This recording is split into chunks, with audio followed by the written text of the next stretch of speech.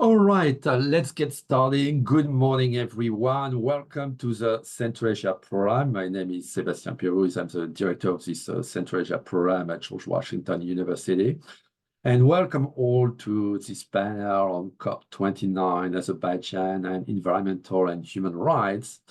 So the COP29, which will be held in next November, is set against backdrop of a nation which is rich in fossil fuels, but which is also burdened with a troubling record of human rights. Azerbaijan is marked by increased repression with the detention of independent journalists and leading anti-corruption advocates, including those scrutinizing the oil and gas sector. Also, the recent snap elections have further solidified presidential power amidst widespread concerns over electoral integrity and democratic freedom. So this seminar will delve, among other topics, into the ramifications for environmental advocacy when it is constrained by restricted freedoms and surveillance, and it will critically assess the broader implications for global climate policy. So to do that, we have three specialists and excellent speakers today. We're Ms. Angelina Davidova, Ms. Kate Waters, and Ms. Arzu Gebula. Each of them will present about 12 minutes, and we will have a Q&A session. So please feel free to send me your question in the chat box. Before giving the floor to our first speaker, I would like to thank Kate Waters for a substantial contribution to organize this panel. Thank you very, very much, Kate. So our first speaker will be Angelina Davidova, who is an environmental and climate journalist, originally from Russia. She's now based in Germany, in Berlin. She also edits the magazine Environment and Law and hosts the podcast, the Eurasian Climate Brief and Postlizavtra. She's currently a fellow at the Institute for Global Reconstruction in Berlin and an environmental and climate project coordinator with a dialogue for understanding in Berlin. Angelina is one of the editors and experts of the Ukraine War Environmental Consequences Working Group. She's one of the counselors of the World Future Council, and she has been an observer of the UN Framework Convention on Climate Change since 2008, and she's also a coordinator of the network of climate communicators from Kazakhstan, organized by Eurasianet.org. So thank you all for being with us today. And Angelina, the floor is yours. Thank you. Thank you so much, Sebastian, for this introduction. And thank you for the invitation to speak today. I'm very happy to see the faces and the names that I know. And I'm also very happy to see new people. And I hope this event will be interesting and useful and relevant for your work and your interests. I'd like to start with saying that I think Sebastian has already said a few words about me. I will just like to outline again that I've been coming to UN climate negotiations, so the COPs, since 2008. And in my UN climate experience, COPs were held in various locations. There's actually, I think it's also a question which I'm very often being asked, like, why is that COPs are being held in countries which actually extract and sell a lot of oil and gas? And I always have to clarify that the UN has this system of rotation, which means every year there's a new region responsible for holding a COP. And then out of these regions, countries can apply. Applying means countries also co-finance holding a COP, and sometimes countries co-finance, sometimes cities co-finance, and this is why it has to come voluntarily from the country. But then all other countries from the region need to confirm this, need to confirm that they are okay, that the COP is actually taking place in this country. Since 2008, I think the only two COPs which were held in Eastern Europe were both in Poland. Other than this, no other Eastern European or former socialist, former USSR country has ever hosted a COP. So this COP, which is about to happen in November this year in Baku, is, I would say, it's a precedent, and it's a precedent for the post-Soviet and former like socialist, former socialist Eastern Europe region.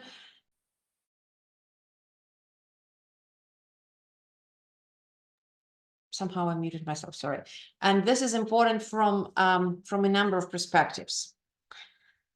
Once again, the importance of climate agenda for the region, for many post-Soviet countries, and I'll go a bit deeper down into other post-Soviet countries and probably say a few words about what climate agenda is there now, what kind of climate topics are important, and where is it important. But along with the importance of the COP being held in the region of the post-Soviet country, there are also numerous concerns, which I think Sebastian has already said, and I believe the speakers who will be speaking after me, they will also speak more in detail about the situation in Azerbaijan. But the two general concerns, the two, I would say, groups of concerns, they are the following. So the first one is that Azerbaijan is an oil and gas country which extracts a lot of oil and gas and exports a lot of oil and gas. Here, I think, to put it in a more global perspective, I would say that last year the COP was held in Dubai, which is like United Arab Emirates, also an oil and gas country, and the year before that in Egypt. And this is once again circulation issues, and UN is trying to bring everyone into negotiations and make everyone speak, participate, talk, and be heard. The second concern is the whole issue of political freedoms and human rights violations. Here, once again, I would say, especially 2 years ago in Egypt, that was also a very big issue. There were numerous protests, numerous also public statement about the fact that there are hundreds of political oppositional people in prisons, or there are a lot of people in exile from Egypt, and still the COP was held. So once again, what we are to experience in Baku is, once again, it's not a precedent in that respect. And I wonder what the colleagues will say specifically to the situation in Azerbaijan. If we speak more about the region, and I think this is also like important to outline a few major trends which are happening in the region. I would say that everything which is happening in the countries of Eastern Europe, Caucasus, and Central Asia until recently has been relatively little known to international audience. If you were at international climate negotiations, or if you're reading climate news, it's very, very rarely that you would learn anything about what's happening with regard to climate in Central Asia and Caucasus or other countries. Sometimes there were articles written about Russia, for example, and I was also one of these people who wrote extensively about Russia. But I believe, especially in recent years, there's a lot of interest about what's happening with regard to climate in many countries of the region.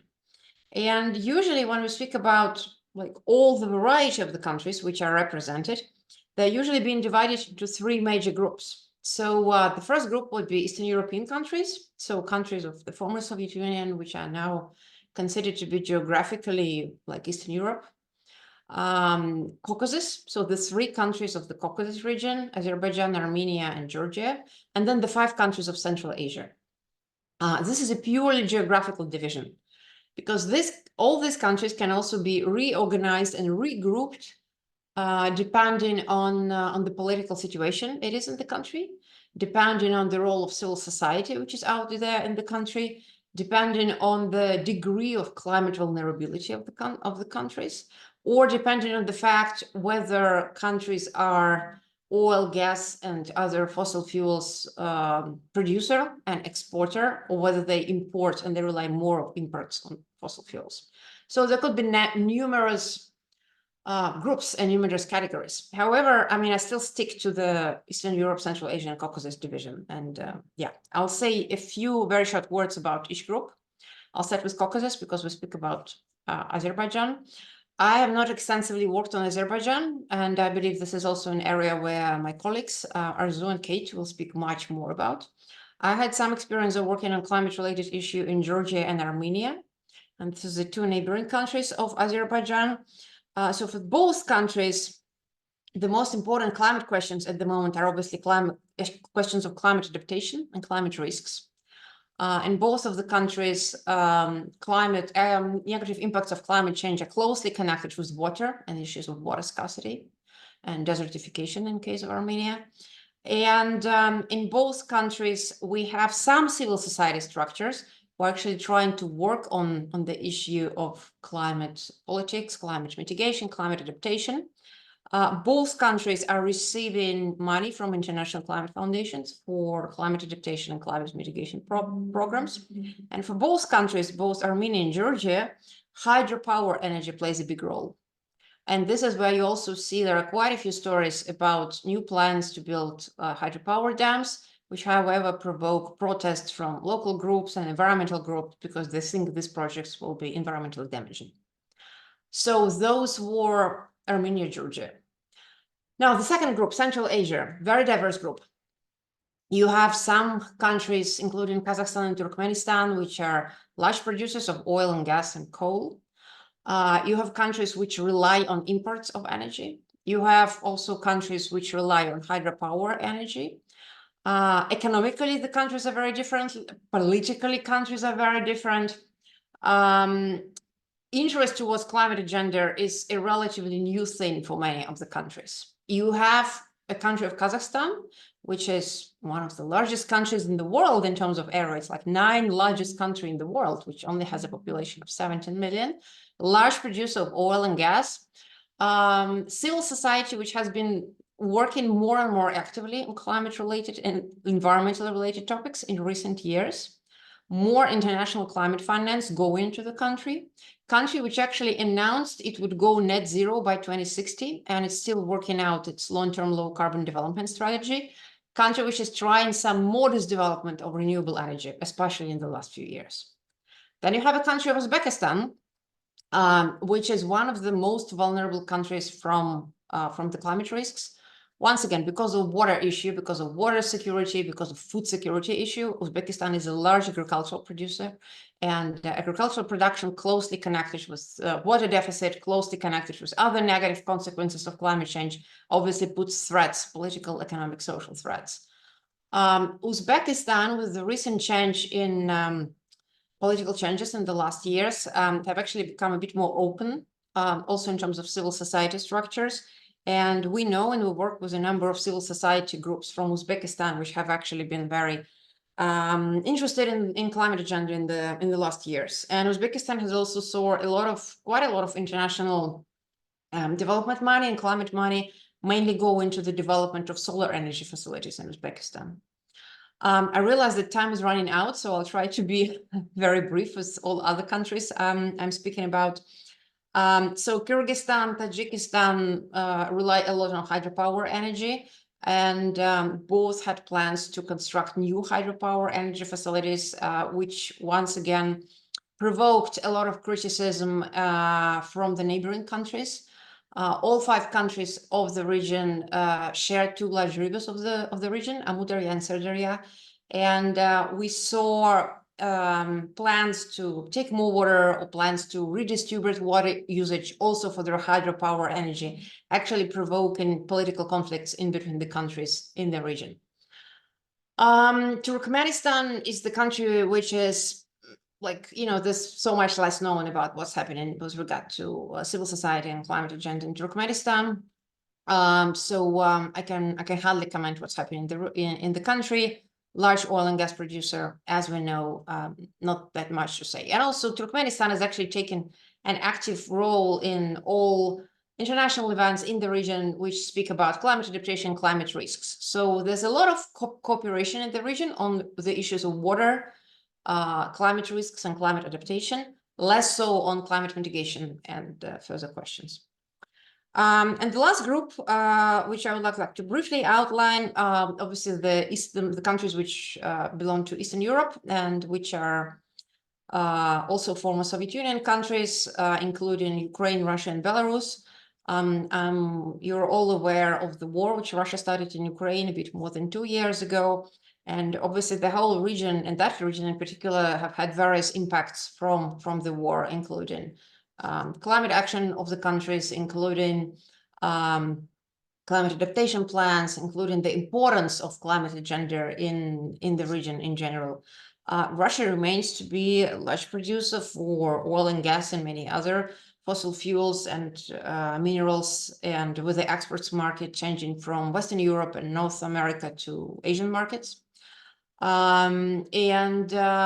Ukraine, I mean, there's a lot of talk in Ukraine about green reconstruction of the country, further development of renewable energy facilities after the war, and as an effort to reconstruct the country following the end of the war and the need to boost the economy again. Belarus is once again, Belarus and Belarusian civil society used to be quite active also in the area of international environmental and climate communication and cooperation. Unfortunately, following the protest of 2020 and further political repressions, quite a number of representatives of the civil society from Belarus had to leave the country. So now many of the experts are actually elsewhere. Many of them are also in other countries of the EU countries. They're trying to work further on. Actually, Belarusian colleagues have already established a special working group, which is trying to unite those experts who are outside, so who are in exile and who are in the country, and to draft a vision for Green Belarus. So what the Green Belarus could be, also with regard to climate agenda. So this is happening now, and I also think it's an interesting process. I'll probably stop here, and I'll be happy to answer any further questions, and I'm very much interested to hear what Kate and Arzu will say. Thank you. Thank you very much, Angelina, for this very broad, geographically speaking, presentation. So our next speaker is going to be Kate Waters, who is a co-founder and executive director of Crude Accountability, which is an environmental and human rights not-profit that works with oil and gas impacted communities in the Caspian Sea Basin, including in Azerbaijan. Kate has worked on and extensively written about environmental, human rights, and climate issues in Azerbaijan. And for those who don't know Crude Accountability, I would strongly recommend to check its website. I mean, crudeaccountability.org, where you will find not only an introduction to the multiple initiatives of Crude, but also you will have many excellent papers, reports related to environmental issues on Azerbaijan, Kazakhstan, Russia, and Turkmenistan. So, Kate, thank you for being with us today, and the floor is yours. Thank you so much for that kind introduction, and thank you also for the opportunity to be here. I'm really thrilled that we have such a large audience, and really honored to be on the panel with my fellow speakers.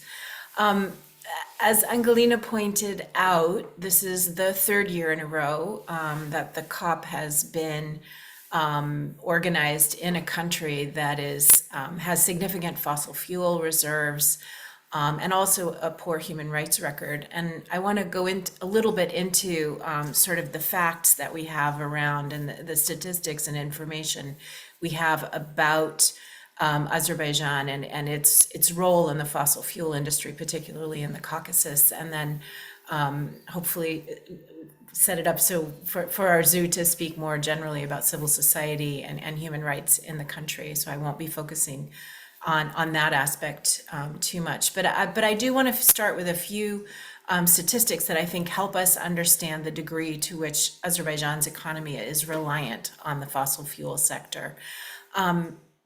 Oil and gas account for 92% of the country's exports. And the UK company BP, formerly British Petroleum, but now BP, is the largest investor, the largest foreign investor in Azerbaijan, and it accounts for over 88% of the country's exports. So these are massive numbers, right? And fossil fuels themselves comprise 98% of Azerbaijan's domestic energy supply. So I'll be talking a little bit later about some of the green energy initiatives that are beginning, thankfully, in Azerbaijan, but just keeping in mind that 98% statistic on domestic energy supply. And Azerbaijan was a founding member of the Extractive Industries Transparency Initiative, whose mission is to promote understanding of natural resource management, strengthen public and corporate governance and accountability, and provide data that informs policymaking and multi-stakeholder dialogue in the extractive sector. So as a founding member, Azerbaijan embraced these concepts. Unfortunately, Azerbaijan was suspended from EITI in 2017 for restrictive changes that the administration, that the government made at that point to its NGO legislation, and civil society participation in the EITI is a critical component. So after it was suspended, Azerbaijan's reaction, rather than to try to adjust or correct some of those shortcomings, simply withdrew from EITI, and it hasn't been a member of the Extractive Industries Transparency Initiative since then. The major oil company in Azerbaijan, the State Oil Company of Azerbaijan, is engaged in partnership with key international oil companies, including BP, and it holds shares in the largest oil fields that are being developed, both on and offshore in the country, and also the largest transportation projects, including the Sangachal terminal and the pipelines that go out from there, heading towards the west. I want to quote from President Aliyev, who is, the president of Azerbaijan and very much an authority figure in the country, obviously. And in a speech last Friday, he was quoted as saying the following: "As the head of the country, which is rich with fossil fuels, of course, we will defend the right of these countries to continue investments and continue production because the world needs it. Having oil and gas deposits is not our fault. It is a gift from God." So this is the quote from the coming host of the COP29. And in addition, Azerbaijan's organizing committee for COP29 is comprised of 28 men and 12 women. The women were added in January after there was a huge international outrage that the initial committee had no female members. And the head of the committee and the president in waiting, as he's called, Mukhtar Babayev, worked for SOCAR, the state oil company, for over 20 years before becoming the Minister of Environment and Natural Resources of Azerbaijan. With deep roots in the oil industry, he recently stated that this would enable him to bring more major corporate executives to the table at COP. But I think one also has to consider the limitations of reviewing environmental considerations and concerns from inside or within the context of the oil and gas industry. With regard to Azerbaijan's climate commitments, I'm not going to go into all the details of that, but the country only signed the Global Methane Pledge on March 4th of this year, presumably in preparation to host COP. It has a revised nationally determined contribution in the climate sphere, which calls for a reduction in greenhouse gas emissions by 35% by 2030 and 40% by 2050. These are pretty impressive goals. Unfortunately, according to the World Bank, the country is not on track to hit these targets. And we wonder, or I wonder anyway, after reading the statement by the president from last Friday, what the commitment is to those targets overall. I want to talk briefly about Azerbaijan's green energy initiatives, a couple of them anyway, that it's undertaken in recent years. It's increased its solar energy use and built 2 new solar parks to supply energy within the country. As President Aliyev stated in March, the electricity from a new solar power plant that's operated by BP and has been created and produced in partnership with them, obviously, will be used to power the Sangachal oil and gas terminal, freeing up more natural gas to be sent to Europe. And as he put it, quote, "We will provide the Sangachal terminal with electricity and they will stop using gas. This gas will be put into the pipeline and it will come to Europe. So," he said, "it's a win-win-win situation. We get the 240 megawatt solar plant, BP Sangachal terminal becomes carbon emission free and more efficient, and the gas which they use will be exported to Europe.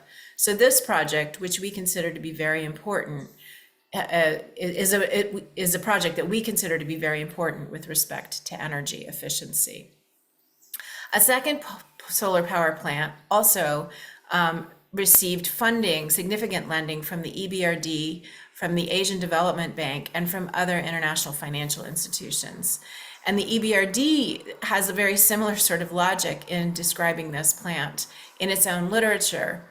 They say that this will support Azerbaijan's decarbonization agenda, but also will contribute to European energy security by increasing availability of domestic gas for exports.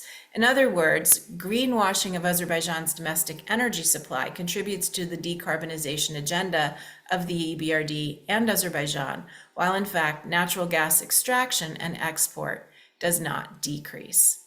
So I just want to lay these facts out against the backdrop of COP, and also to really underscore the importance of the individuals, the people who are running this country, and their role not only in the oil and gas industry and their history of being in the oil and gas industry, but also their involvement in the COP as it's being prepared at this point. I want to finish my remarks by talking briefly about the arrest and arbitrary detention of Dr. Gubadi Badoglu, who was brutally and violently arrested in July of last year, and then arbitrarily detained since then in a pre-trial detention center outside of Baku. He last week was, I don't want to say the word released, he was shifted to house arrest due to really serious health concerns, and he's in need of really important medical treatment. But he is one of Azerbaijan's few experts on the oil and gas industry and an anti-corruption expert who spent years of his life investigating SOCAR, the state oil fund of Azerbaijan, and asking the question, why is it that Azerbaijan's wealth is not distributed, oil wealth is not distributed among the population of the country? As I said, he's spent 9 months in a detention facility. He's only just in the last week been put under house arrest, but he continues to face spurious charges and the threat of imprisonment for up to 17 years. His trial is scheduled for May 20th. And it is against this backdrop, and the backdrop that Arzu is going to speak about in more detail, that the COP29 is being held. Yes, we've seen COPs held in other countries with, gross human rights violations like the UAE. We heard from Angelina the number of political prisoners in Egypt when the COP was held there.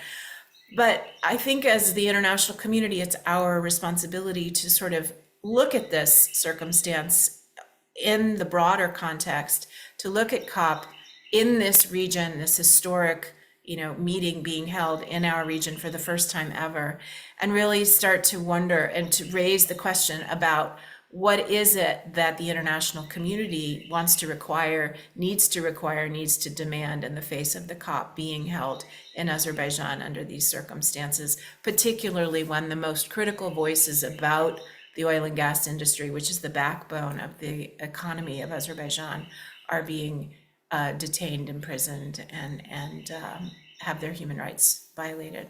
I think I'll stop there, and I'd be happy to answer questions if there are any. Thank you. Thank you very much, Gail. So our next and third speaker will be Ms. Arzu Geybullah, who is an Azerbaijani columnist and writer with a special focus on digital authoritarianism and its implication on human rights and press freedom. Arzu has written for Al Jazeera, Eurasianet, Coda, Open Democracy, and Radio Free Europe, with a byline on CNN International. She's also regional editor for the South Caucasus and Turkey at Global Voices. And in the past, Arzu had been involved in numerous cross-border confidence-building projects within the scope of the Imagine Center for Conflict Transformation and other projects focusing on peaceful coexistence between Armenia and Azerbaijan. So Arzu is going to make a presentation. I would like to remind our audience, so if you please feel free to send me your questions. After Arzu's presentations, we're going to have a Q&A session. So Arzu, thank you very much for being with us, and the floor is yours. Thank you for having me. So let me start by saying that the recent events in Azerbaijan are a continuation of decades-long, consistent, and deliberate crackdown during civic groups in the country. Since 2003, I mean, more or less since 1993, but really since 2003, the crackdown against Azerbaijan civil society has been covered by numerous international organizations, media, and in statements issued by Western diplomats. And for years, civil society engaged in exposing the extent of authoritarian leadership in the country. They faced arrests, physical intimidation, and other forms of attacks. The hostile environment towards civic groups never really changed, and neither did the persecution. There may have been perhaps some breaks in the crackdown in between, but really no improvement were achieved in the conditions and the environment for the civil society to really thrive, or really to just exist in the country. It has been a familiar pattern and an also familiar approach, I'm afraid to say. The crackdown witnessed in 2014, as many of you remember who have been observing the country for many years. At the time, it was characterized as unprecedented by a number of international stakeholders. It is 2024, it's 10 years later, and we may be witnessing a repeat of what we saw 10 years ago, with very similar anti-Western narrative, with very similar language targeting the civic groups and the measures taken against them, if not worse. And the numbers speak volumes, really. By some estimates, the current list of political prisoners is now way over 250 individuals. Since last year, scores of journalists, editors, bloggers been targeted. Political environment is dominated by the ruling party, leaving really no room for plurality or competition, which has been the case for decades in the country. Not surprisingly, Azerbaijan's elections have been described neither free nor fair over the years, over the decades. And most recent example being the snap presidential election in February of this year, in which none of the presidential candidates really posed a real competition. Most of them were, all of them were described as kind of fake candidates really in this election. And so, you know, it was really easy it was a really easy win, especially when the independent media is silenced, especially when independent civic groups who are trying to monitor elections are being targeted. And so, you know, the result was not surprising at all. The fraud in the election, the violations during the election that were covered by independent media were dismissed by the authorities as fake. And so current President Ilham Aliyev won the election quite easily, and he will stay in power until 2025, all thanks to constitutional changes that have also taken place since his ascent to power in 2003. Now, Reporters Without Borders described the situation in the country with regard to press freedom as, and I quote, President Ilham Aliyev has wiped out any semblance of pluralism, and since 2014 has sought ruthlessly to silence any remaining critics. And judging from the speed of the ongoing crackdown that we've seen pick up since last year, it doesn't really look like things will change anytime soon.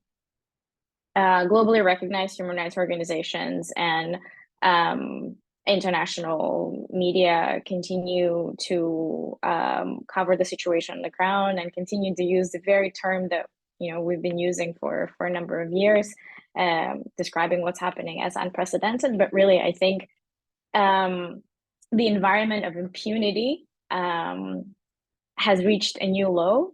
And maybe I need to rephrase this, because it's not a new low. We have now entered an uncharted depths really way below what we used to consider low. What we're seeing in Azerbaijan is a more assertive state, and its officials who keep insisting that no one is above the law, and that the roundup of journalists and activists has nothing to do with the crackdown, and that there is no silencing of freedom of expression, and that there is no censorship at all. What has changed from previous crackdown are the charges. The new popular charge that we're seeing handed left and right is smuggling. I sometimes think whether this was intentional. This government exposed over the years for money laundering and corruption, has been accused of the scale of financial crimes, is now using the very same accusations against the journalists who have been exposing the scale of corruption in the country. And it really is just mind-boggling to see how these charges are being pressed against them in an environment that we're witnessing in Azerbaijan right now. We're also seeing the same kind of measures being taken against family members of those who are being persecuted. Some of them complain of frozen bank accounts, which has been the case, which has been a measure used against family members. Some have lost their jobs as a result. And it's a revolving door, a repeated sort of practice of what they used to do previously when the crackdown would take place. In the case of other measures that have taken shape in the country, I would like to mention a few laws on political parties, of course, that has affected the existence of political parties, or I should say a very quick demise of a number of political parties that ceased their existence in the last year. I would also like to note specifically the law on media, which was really another blow to media freedom in the country, and ironically was presented as a reform package, then signed into law in 2022. And really, when you look at the language, it's more about deforming the media landscape than really reforming it, which is what the government originally claimed. The law came with a media registry that requires all media platforms, online and offline media platforms, and all of their journalists, correspondents, contributors to register within this system. The criteria language is ambiguous and not clearly defined. I analyzed the law multiple times. The registry management decides whether to register the applicant or not, even if one fulfills all of the outline requirements. And there are a lot of requirements really outlined in this media registry. When the Venice Commission issued its opinion, it characterized this law as reactionary. But the authorities, of course, claimed otherwise at the time. And we've already been seeing examples of how the failure to register has created additional problems for some of the online outlets who are now facing blocking of access to their websites. The revolving door policy skillfully implemented by the ruling authorities is really intact, and so is censorship majeure. Journalists have systematically been viewed as a threat in Azerbaijan, and as a result, its proponents have always been considered targets, especially if we look at the history of crackdown in the country.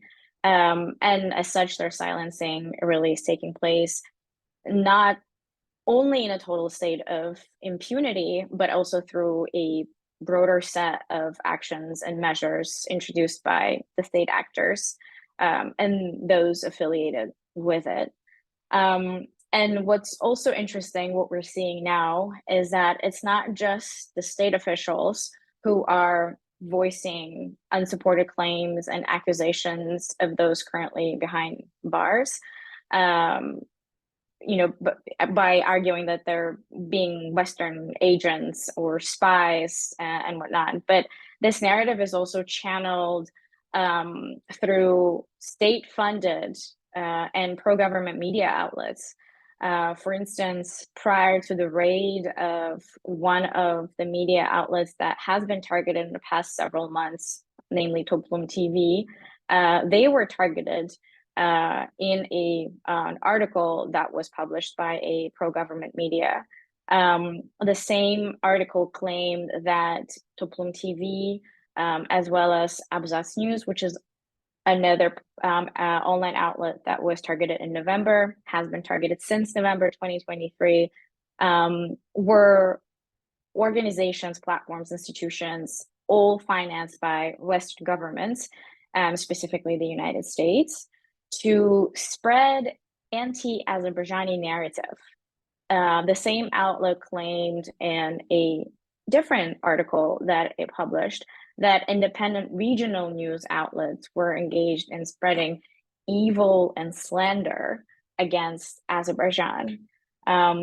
Last year, other pro-government media platforms accused the United States of quietly building a network of spies in Azerbaijan through the programs that the State Department was implementing in the country, including exchange programs and academic programs.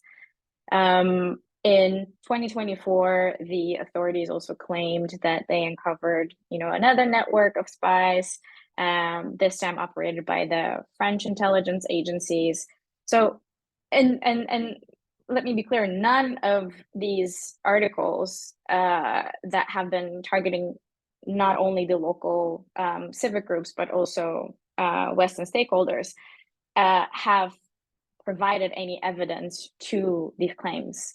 It reads as if it's an investigation or like an investigative story, but really none of them were or can be considered investigative stories. 2 days ago, Anar Mehmedli, pro-democracy activist, former political prisoner, some of you may know him from his work as the head of a local NGO called Election Monitoring and Democracy Studies Center. He was arrested. And prior to his arrest, his name also appeared in a very similar article, this time by Sputnik, Azerbaijan language service of Sputnik, mentioning his name. And it just all feels like when you track and you look at the series of recent arrests and the way that they've happened and the environment in which they happen, it really reads as if the government is relying on all of its sort of minions within the country for dissemination of unverified information, which it then uses to justify arrest of those targeted in those articles. One other thing I would like to mention is the brazen response of President Ilham Aliyev at a recent conference in Berlin that just happened.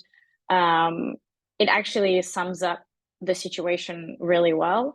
When President Aliyev was asked a question during a press conference with German Chancellor Olaf Scholz about the situation in the country, about the recent crackdown, and specifically about the arrest of another political activist, Imran Aliyev, who is a founder of an online platform that monitors and publishes statements made by members of the parliament of Azerbaijan. President Aliyev said there were basically no human rights violations in the country. There was no censorship. There were no restrictions on media freedom, and that the country ensured access to open internet. Even though, according to most recent Freedom on the Net report on Azerbaijan, the country internet isn't free. Just the fact that more than 80% of the population has access to the internet doesn't mean that the internet is free. and especially not when the government holds all of the control buttons to access to infrastructure and resorts to various surveillance technology to spy on its citizens, thanks to monopoly and control over national internet service providers and mobile operators. He also added the following to his answer when asked about all of these recent investigations that have been launched against Abzats, against Toplum, and many others who have been targeted in the past year and until today. He said that all of them were lawful. And I quote, any given country must defend its laws. And if there is a media platform which unlawfully receives funds from abroad being investigated, it doesn't mean that media in Azerbaijan is not free. Shortly after his return from Berlin, Anar Mehmedli was arrested. Around the same time, there was a resolution adopted in the European Parliament condemning what's happening in the country. And it's really interesting when you analyze the broader environment of crackdown in the country. You know, it has been doing this for a really long time. It was cracking down on human rights when it was chairing the Council of Europe. It has been cracking down on human rights as it was hosting many other international events, and looks like it's continuing to do so as it prepares to host COP29. And whoever has not been arrested in the country fears that there won't be much of really any voices left once COP really arrives to Azerbaijan, which is, you know, it's just a few months, which leaves me wondering, where are we headed, given the pace, given the scale of crackdown in the country, and given the brazen and much bolder government that takes no criticism whatsoever. In fact, the most recent EU Parliament resolution was just kind of brushed off. And that's what we're also seeing. The crackdown has always been kind of seen as you know, as a tool in the hands of the government to use against the Western stakeholders to keep criticizing the country, that, oh, you're not you're being unjust, this is politically motivated, and so on and so forth. And to this day, we never really saw harsher measures taken in response to the crackdown in Azerbaijan, or against the individuals who are responsible, who are directly responsible in developments that we're witnessing in the country. So I'll wrap it up here, and I look forward to the questions. Thank you. Thank you very much, Arzu. Thank you all. So I received several questions, and the first one maybe for Arzu, as she was speaking. She was just speaking. So how will we see COP29 news altered in light of the recent attacks on media outlets in Azerbaijan? That's a really good question. I mean, it depends. Local media outlets, whoever was left, and was it, we can count by fingers. I don't call them news outlets anymore. I'll just say journalists who remain free, hopefully, who will be allowed to enter the premises of the venue, could possibly contribute. But I guess at this stage, given the situation on the ground, really it's the international journalists that I assume will be traveling to Azerbaijan. And I wasn't sure if the question was focused on international reporters or on local reporters. But in this case, I fear that given what's happening, it would really be up to, it will be the task of the international correspondents coming to cover COP to actually expose what's happening, not only at the conference, but also within the country. Thank you. Thank you. So, I mean, questions for the three of you. In what ways can the international community support the local communities in Azerbaijan to be actively involved and have a voice in the COP29 proceedings, especially those directly affected by environmental degradation and climate policies? And also, I was wondering if there were some examples from previous COPs held in countries with similar challenges that could guide the organization and conduct of this COP29 to mitigate risks related to human rights abuses. Who wants to respond?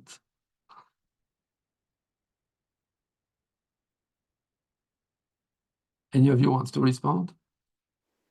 Angelina, do you have any examples from previous COPs?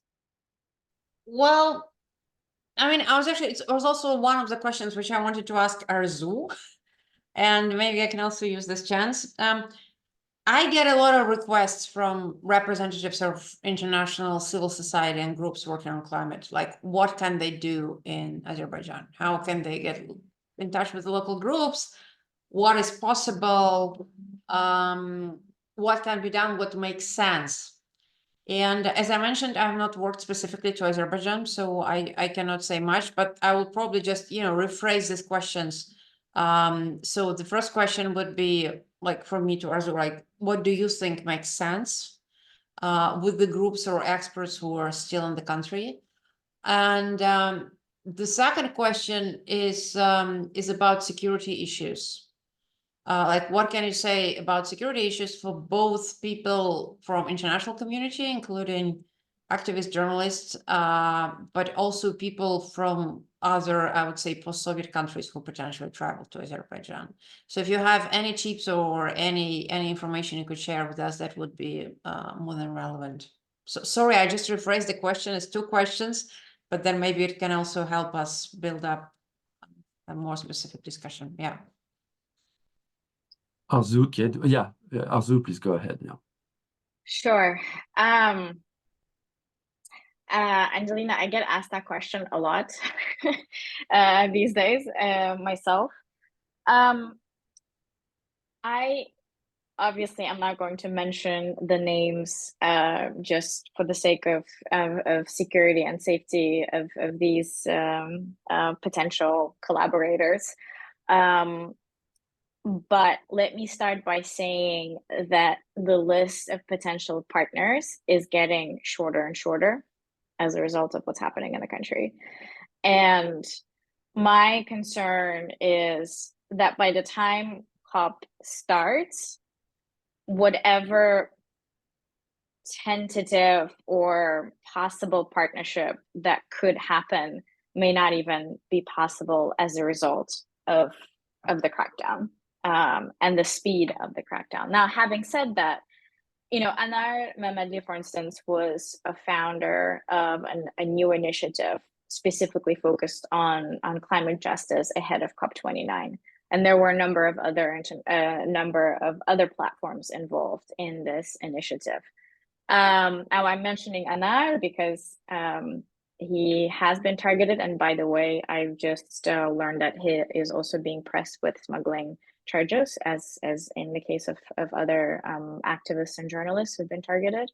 But it is more likely to collaborate with individuals who are maybe at this stage not in the country. And the reason why I'm saying is precisely because of the crackdown and what is safe and what is not so safe to do in the country. And there are journalists, there are civic activists who've left the country as a result of the crackdown, who can collaborate. They may help with research, they may help with perhaps some advocacy ideas, but this would be my answer to your first question about what makes sense. Now, security issues, I've been telling this to colleagues who plan to travel. The very basic physical security, burn your phones, leave your devices. If you can, do not travel with them, wipe out everything of your devices or whatever that's sensitive. Make sure that you have a chain command response if anything happens. Make sure you alert your colleagues. There needs to be, like, anyone who is traveling, and this may sound a little too much, but honestly, my read on all of the international events and the type of surveillance that the government has accumulated, in combination with all of this information, is to be extremely vigilant, to be extremely careful and prepared. Your hotel rooms may be bugged.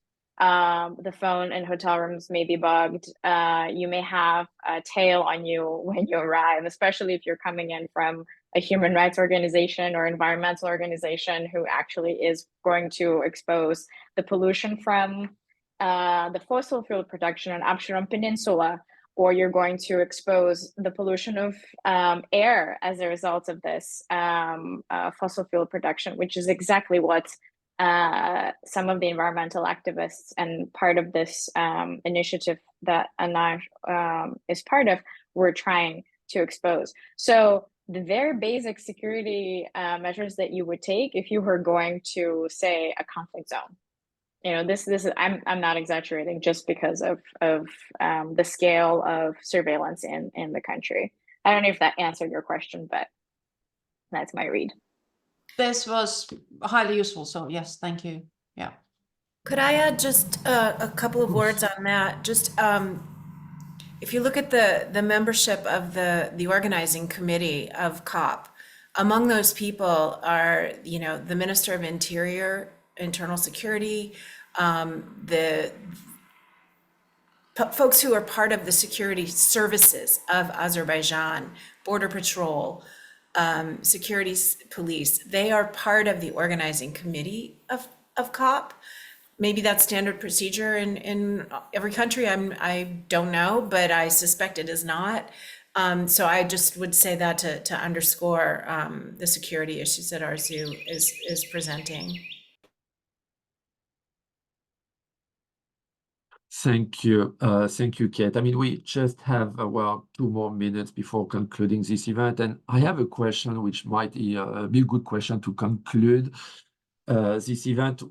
So let's try to be maybe optimistic. And with the COP29, do you believe that there is a possibility that as there will be an intense political spotlight on Azerbaijan, that the government of Azerbaijan make some concessions to pluralism to avoid that scrutiny, or do you think it will resist?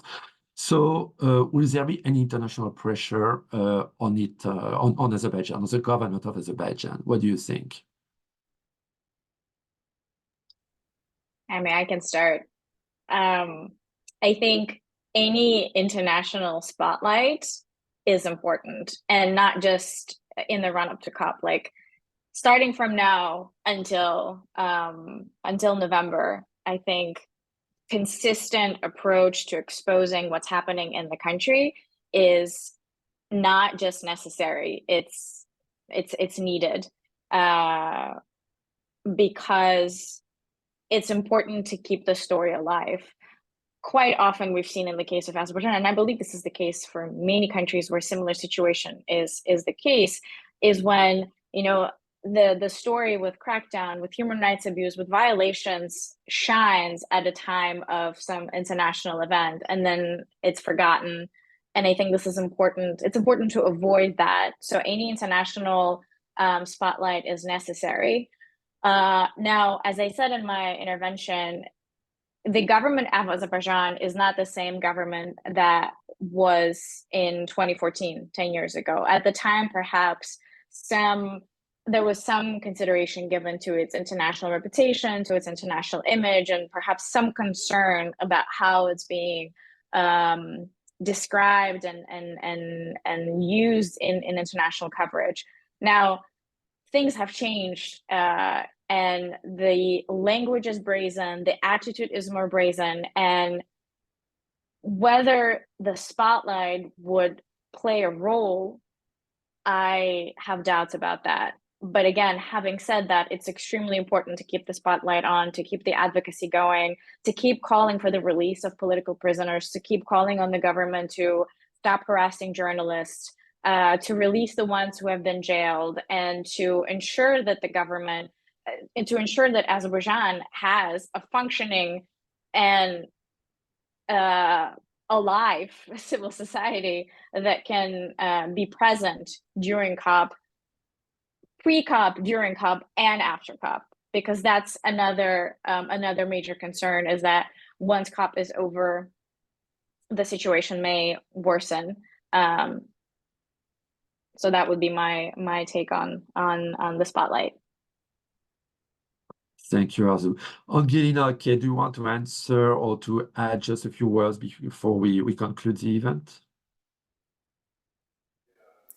Sure, I can add a few words. I mean, I agree 100% with Arzu. I think it's really important for us now to continue to, place pressure on the government of Azerbaijan to continue to encourage policymakers, decision makers in Europe, in the United States, around the world, to keep the pressure on, because as Arzu so articulately described, 2 days ago we had another person arrested and put behind bars. So my big concern is that once COP is over, the spotlight's going to go away, and then we're going to see a whole other round of anybody who's left at that point being arrested. And so I think we really need to keep the pressure on. We need to demand accountability.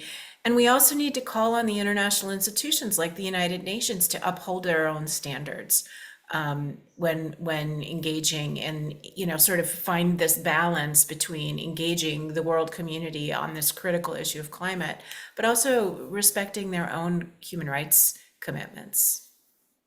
So I'll stop with that. Thank you, Kate. Angelina? Well, I found it very important what both Arzu and Kate said about it. I mean, from my side, and also from someone who's been participating in COP since 2008, I can say, well, it certainly takes place, right? It's a reality. It takes place. There are thousands of people coming.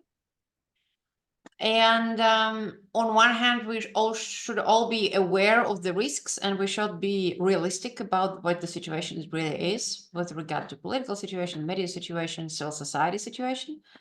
But also, yeah, I think, as Arzu said, bringing attention is good, and trying to see what structures still left that international community can support and engage with. But I would also like to say that as such, COP in a way is a very self-sustained structure.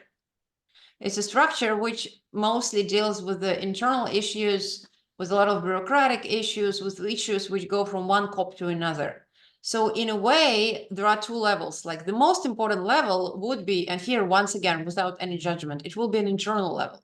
It will be an internal level, having at the premises taking place with negotiators talking about all the topics they've been talking about for the last 20 years. And that level will have very little interaction with the world outside, even with Azerbaijan. And this is, once again, it's a reality. And then obviously some civil society people, some activists, some journalists will be interested in what else is happening in Azerbaijan. But I mean, sorry if I sound too cynical, but in a way it will be like, second layer of interests. The first one will still stay internal COP conflicts, internal COP issues, internal COP discussions.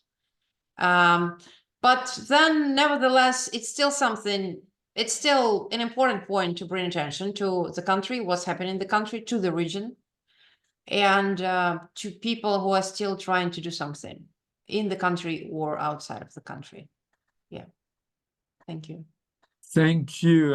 Thank you, Angelina, Kate, and Arzu for your presentations, this discussion. I'm so sorry, we really need to conclude now. There were more questions, but the COP29 is still more than 6 months away, so many things might happen in Azerbaijan regarding environmental issues and the organization of this COP29. And overall, I'm sure that this COP29 will provoke many discussions in the coming months before, during, and after it. So we probably organize another event on that in the coming months or after the COP. So thank you again for all of you for your presentation. I would like to thank our audience for being with us today, sending your questions, and we look forward to having you again in one of our Central Asia Program seminars. So thank you. Have a very good day. Bye.